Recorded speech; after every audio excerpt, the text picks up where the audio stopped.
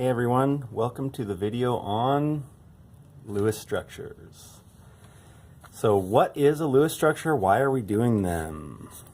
So basically, a Lewis structure is just a simple representation of atoms, molecules, etc. It's just a simple way to write a picture, draw a picture of a molecule.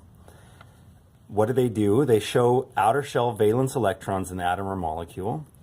And why do we do them? Why do we draw Lewis structures? Because they help us answer simple questions about a molecule's properties and reactivity. And it's a really simple way to draw a molecule, and we can draw a lot of conclusions from this representation. You can draw Lewis structures for individual atoms, for ionic compounds, and for molecular compounds. The thing is, drawing an individual atom is really boring. Drawing an ionic compound Lewis structure, also really boring. What we're interested in is drawing Lewis structures for molecular compounds. So that's what we're going to focus on today. So how do you draw a molecule's Lewis structure? We have this simple guide right here for us. This is how to draw a molecule's Lewis structure. And we'll follow this while actually practicing drawing a Lewis structure. So let's do a Lewis structure for carbon monoxide. So carbon monoxide. Carbon monoxide is simply just one carbon and one oxygen. So it'll be a great simple way to start. Step one is draw the molecule's skeleton. So to do that, you just connect the atoms together. So we're just going to connect with a line, a C to an O.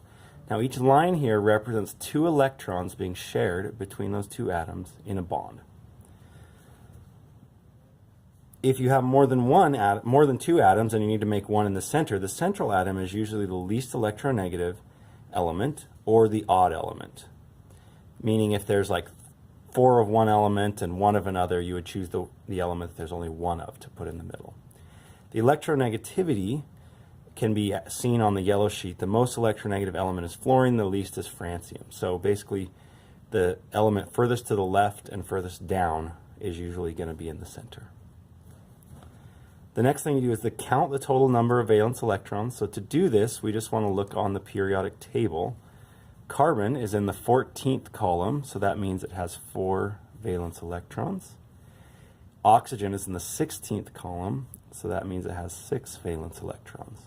So total, this molecule will have 10 valence electrons. Next, we place these electrons on the molecule in pairs, so 2 at a time, starting with the outer element to give each atom an octet. An octet means 8 electrons. For hydrogen, it would just be 2, a duet for hydrogen. So we've got to put on 10. We've already put in 2 just to make the skeleton. This line is 2 electrons shared in a bond. So we've already put on 2. The rest of them go in pairs, and we represent an electron in a Lewis structure just with dots. So 1, 2. So 2 already. 4, 6, 8. Now that we've gotten up to 8, that's all that we want around carbon. So as soon as there are 8 around any one element, we need to move on to the next element. That's what we mean by starting with the outer elements to give each atom an octet. Is when there are 8 total around an element, then we stop. And the 2 in the bond count, 4, 6, 8. Now we still need to get to 10 total, so we put 2 more in here. So in the next step is that if a central atom does not have a full octet, move lone pairs in as bonds. So in this case, oxygen and carbon are both the only 2 atoms, so it doesn't matter which is central. So what this means is oxygen did not get its full octet. It only has 2 4 electrons around it. So the way that you can get an octet for oxygen without adding more electrons is by moving electrons in as a bond. So if we take these 2 electrons from carbon and move them in as shared electrons, we would get this structure,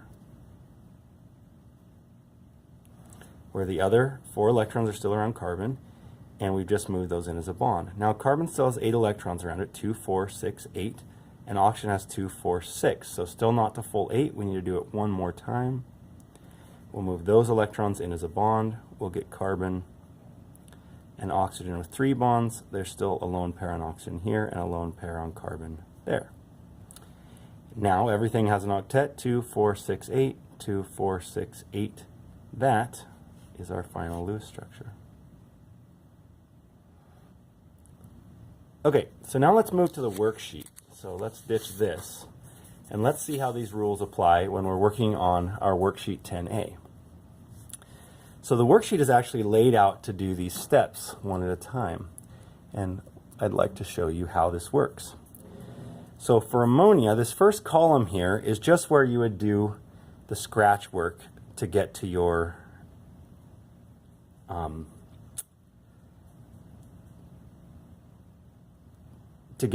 your molecule.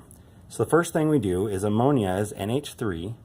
So the first thing we do is draw the skeleton here, connect the nitrogen and the hydrogens. This box over here is initially for counting, or is just for counting the number of electrons. So we have a nitrogen and 3 hydrogens. And you could just write 3 hydrogen if you want. It doesn't really matter how you go about this, but use this box for counting. Nitrogen has 5 valence electrons. Each hydrogen has 1 valence electron.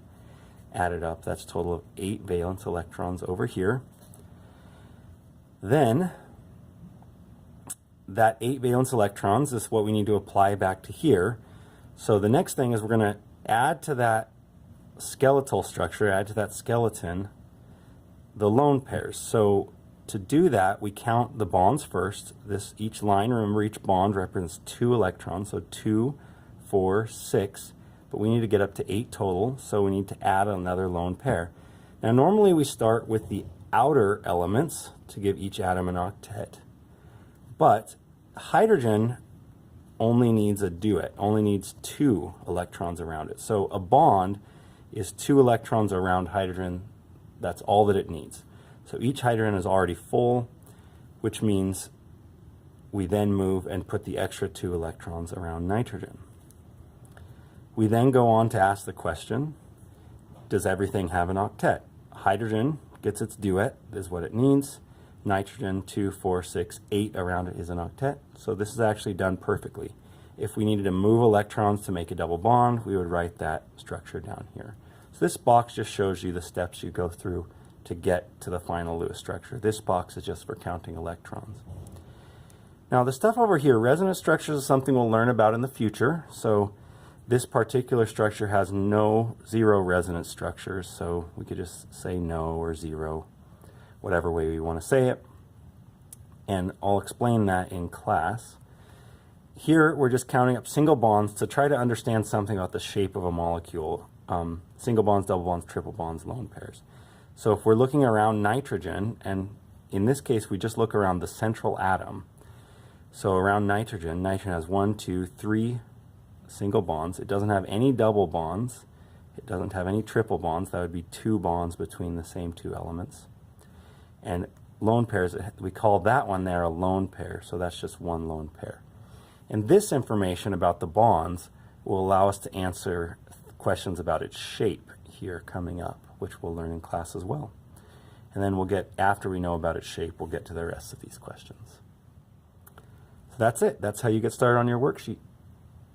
See you in class.